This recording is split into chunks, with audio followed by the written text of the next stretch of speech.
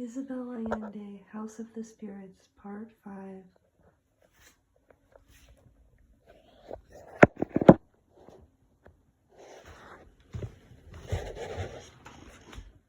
I remember perfectly. It had been a very happy day for me because a new load had appeared, the thick, magnificent seam that had eluded me throughout that time of sacrifice, absence, and hope, and that might represent the wealth I had been seeking for so long.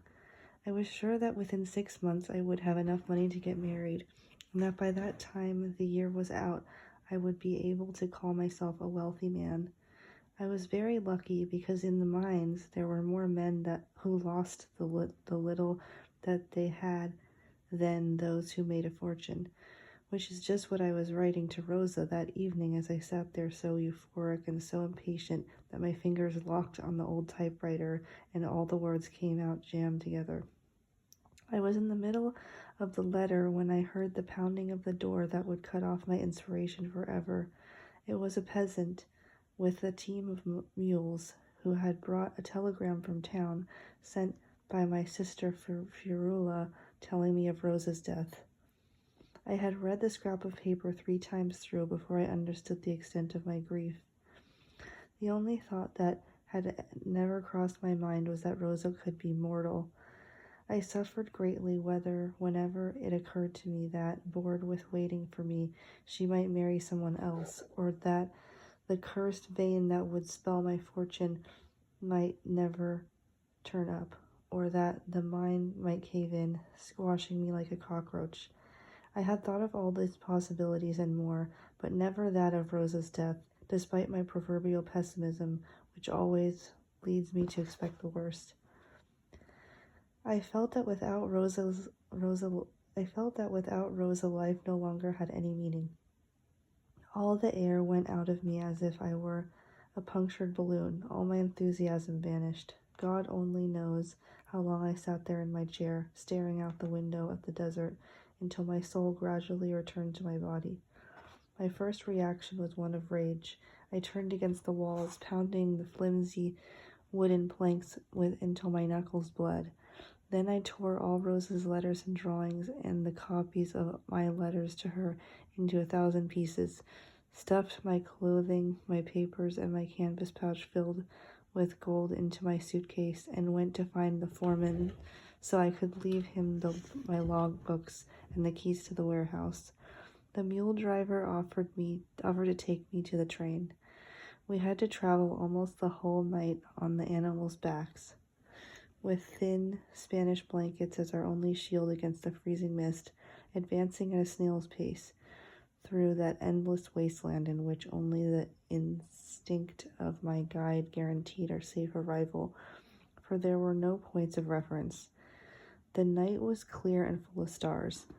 I felt the cold pierce my bones, cut off the circulation of my hands, and seep into my soul. I was thinking of Rosa and wishing with an unreasoning violence that her death was not true, desperately begging the heavens for it all to turn out to be a terrible mistake, and praying that, revived by the force of my love, she would rise like Lazarus from her deathbed.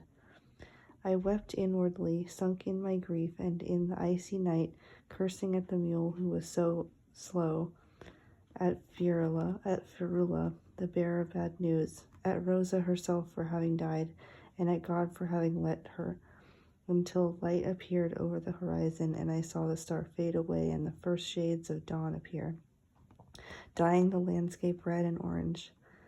With the light, I regained some of my strength.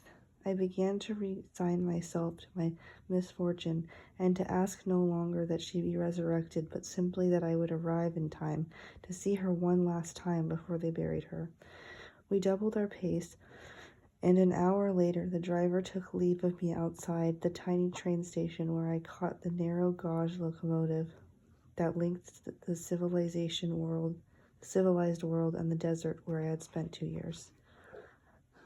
I traveled more than 30 hours without stopping to eat, not even noticing my thirst, and I managed to reach the Del Valle home before the funeral.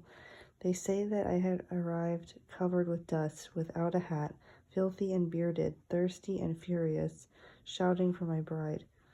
Little Clara, who at the time was just a skinny child, came out to meet me when I stepped into the courtyard, took me by the hand, and drew me silently toward the dining room. There was Rosa in the folds of the white satin lining of her coffin, still intact 3 days after she had died, and 1,000 times more beautiful than I remembered her, for in death Rosa had been subtly transformed into the mermaid she had always been in secret. "Damn her, she slipped through my hands," they say, I shouted, falling to my knees beside her, scandalizing all the relatives, for no one could comprehend my frustration at having spent 2 years scratching the earth to make my fortune with no other goal than that of one day leading this girl to the altar, and death had stolen her away from me. Moments later, the carriage arrived, an enormous black shiny coach, drawn by 6 plumed chargers, as was used on those occasions, and driven by 2 coachmen in livery. It pulled away from the house in the middle of the afternoon beneath a light drizzle, followed by a procession of cars that carried family and friends and all the flowers. It was the custom then for women and children not to attend funerals, which were considered a male province, but at the last minute Clara managed to slip into the cortege to accompany her sister Rosa, and I felt the grip of her small gloved hand. She stayed by my side all along the way, a small, silent shadow who aroused all unknown tenderness in my soul. At that moment, I hadn't been told that she hadn't spoken in 2 days, and 3 more were to pass before the family became alarmed by her silence. Severo de Valle and his oldest sons bore Rosa's white coffin with the silver rivets, and they themselves laid it down in the open niche in the family tomb. They were dressed in black, silent and dry-eyed, as befits the norms of sadness in a country accustomed to the dignity of grief. After the gates to the mausoleum had been locked and the family, friends, and grave diggers had retired, I was left alone among the flowers that had escaped Barbara's hunger and accompanied Rosa to the cemetery. Tall and thin as I was then, before Ferula's curse came true and I began to shrink, I must have looked like some dark winter bird with the bottom of my jacket dancing in the wind. The sky was gray and it looked as if it might rain. I suppose it must have been quite cold, but I didn't feel it, because my rage was eating me alive. I couldn't take my eyes off the small marble rectangle where the name of Rosa the Beautiful had been engraved in tall Gothic letters, along with the dates that had marked her brief sojourn in this world. I thought about how I had lost 2 years of dreaming of Rosa, working for Rosa, writing to Rosa, wanting Rosa, and how in the end I wouldn't even have the consolation of being buried by her side. I thought about the years I still had left to live and decided that without her it wasn't worth it, for I would never find another woman with her green hair and underwater beauty. If anyone had told me then that I would live to be more than 90, I would have put a gun to my head and pulled the trigger.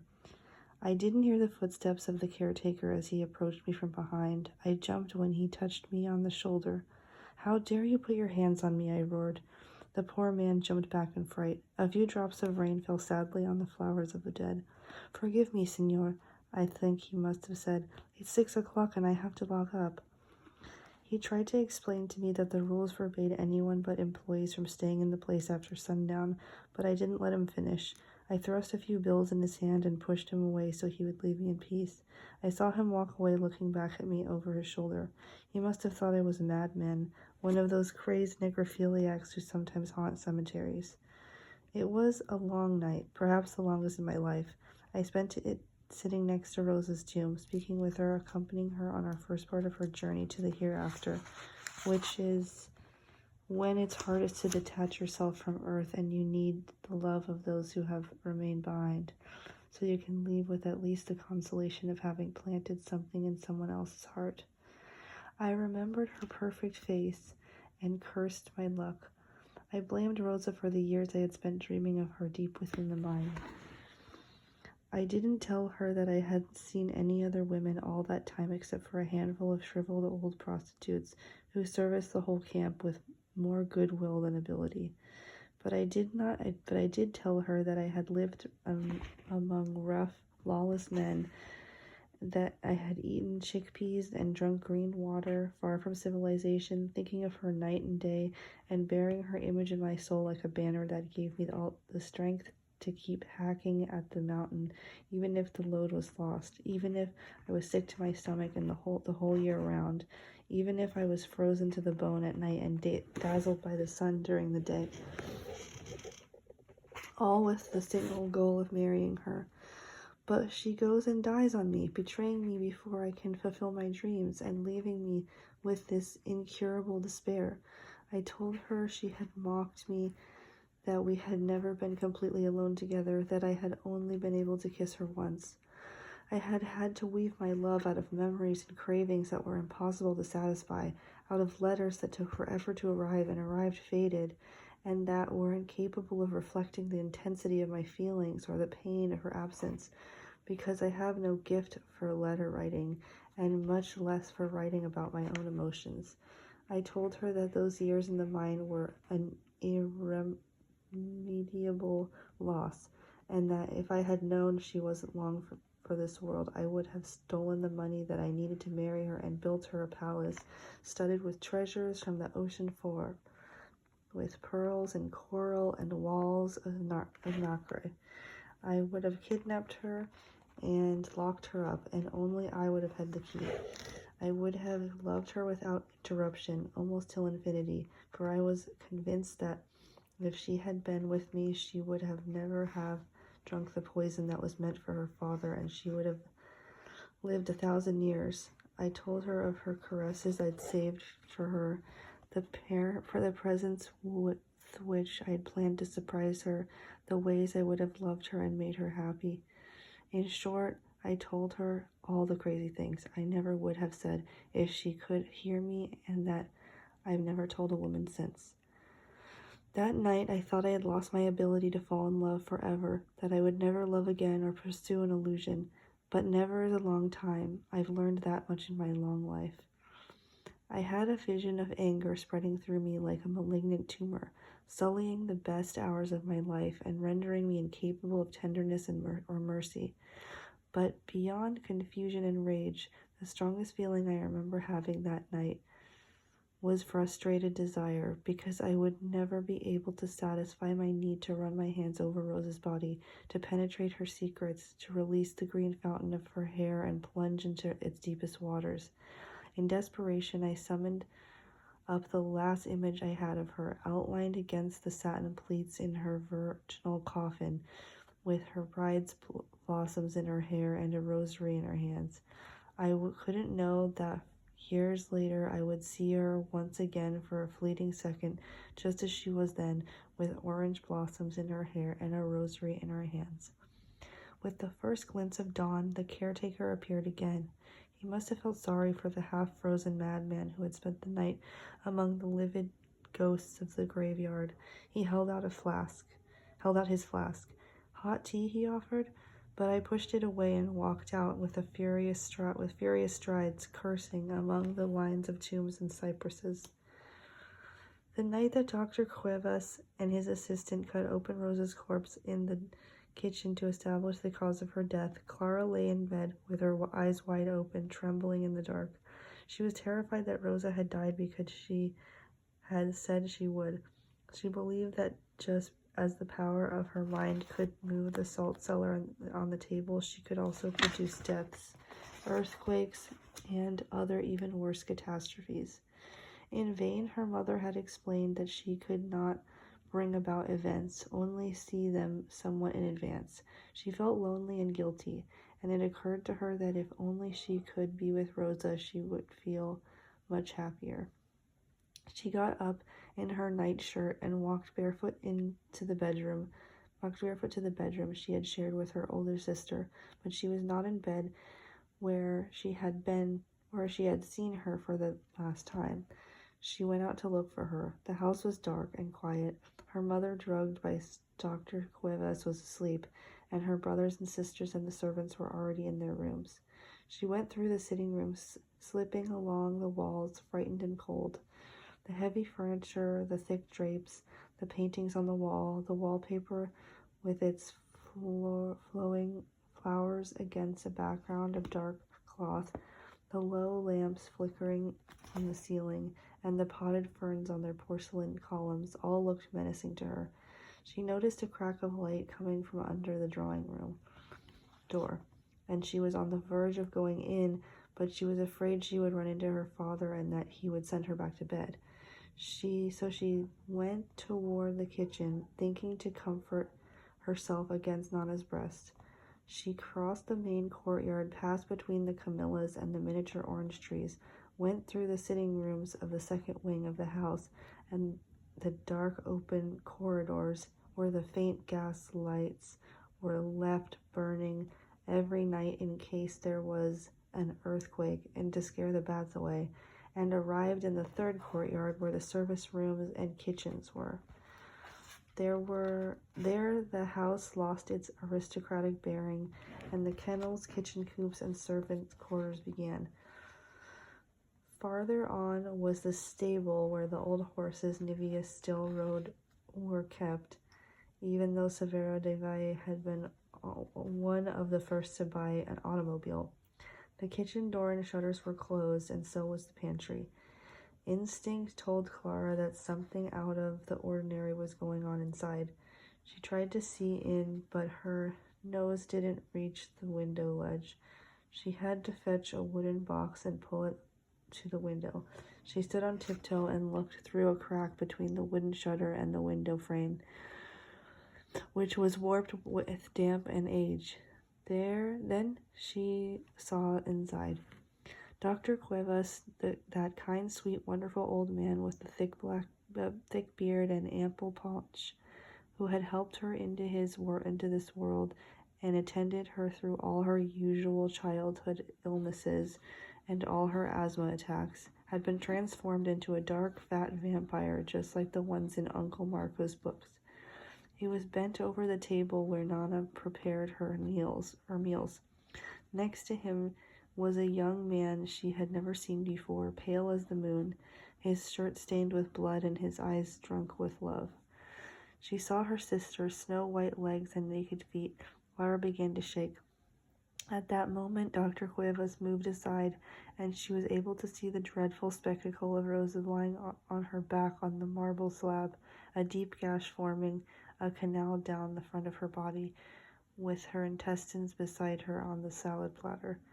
Rosa's head was twisted toward the window through which Clara was squinting, and her long green hair hung like a fern from the table onto the tiled floor, which was stained with blood. Her eyes were closed, but the little girl, because of the shadows, her own distance, and her imagination, thought she saw a supplicating and humiliated expression on her sister's face. Stuck still on her wooden box, Clara could not keep from watching until the very end. She peered through the crack for a long time until the two men had finished emptying Rosa out, injecting her veins with liquid and bathing her inside and out with aromatic vinegar and essence of lavender. She stood there until they had filled her with mortician's paste and sewn her up with a curved upholstered needle. She stayed until Dr. Cuevas rinsed his hands in the sink and dried his tears while the other one cleaned up the blood on the viscera. She stayed until the doctor left, putting on his black jacket with a gesture of indefinite sadness. She stayed until the young man she had never seen before kissed Rosa on the lips, the neck, the breasts, and between her legs, until he wiped her with his sponge, dressed her in her embroidered nightgown, and, panting, rearranged her hair. She stayed until Nana and Dr. Cuevas came and dressed Rosa in her white gown and put on her hair the crown of orange blossoms that they'd kept wrapped in tissue paper for her wedding day. She stayed until the assistant took her in his arms with the same tenderness with which he would have picked her up and carried her across the threshold of his house if she had been his bride. She could not move until the first lights of the dark dawn appeared. Only then did she slide back into her bed, feeling within her the silence of the entire world. Silence filled her utterly. She did not speak again until 9 years later, when she opened her mouth to announce that she was planning to be married. Chapter 2: The Three Marias. Seated in their dining room among the battered, antiquated pieces that had been fine Victorian furniture years ago, Esteban Trueba and his sister Ferula were eating the same greasy soup they had every day of the week, and the same tasteless fish they had for dinner every Friday. They were attended by the same servant who had taken care of them their whole lives, in the tradition of the paid slaves of the era. Stooped and half blind, but still energetic, the old woman came and went between the kitchen and the dining room, bearing the enormous platters with the utmost solemnity. Doña Esther Trubeja did not join her children at the table. She spent her mornings immobile in her chair, looking out the window at the bustle of the street and observing the gradual decline of the neighborhood that in her youth had been so elegant. After breakfast, she was put back into her bed, propped up in the half-seated position that was the only one her arthritis allowed, with no other company than her pious reading matter, books of miracles and lives of the saints. There she stayed until the following morning, when the same routine would be repeated. Her only outings were her weekly trips to Sunday Mass at the Church of St. Sebastian, which was 2 blocks from her house, whence she conveyed in a wheelchair by Ferula and the maid. Esteban finished picking the whitish fish from the tangle of bones and laid his knife and fork across his plate. He sat as stiffly as he walked, straight as a pole, his head thrown slightly back onto one side, with a sidelong glance that held a mixture of pride, distrust, and myopia. His gesture would have been unpleasant if his eyes had not been so astonishingly sweet and bright.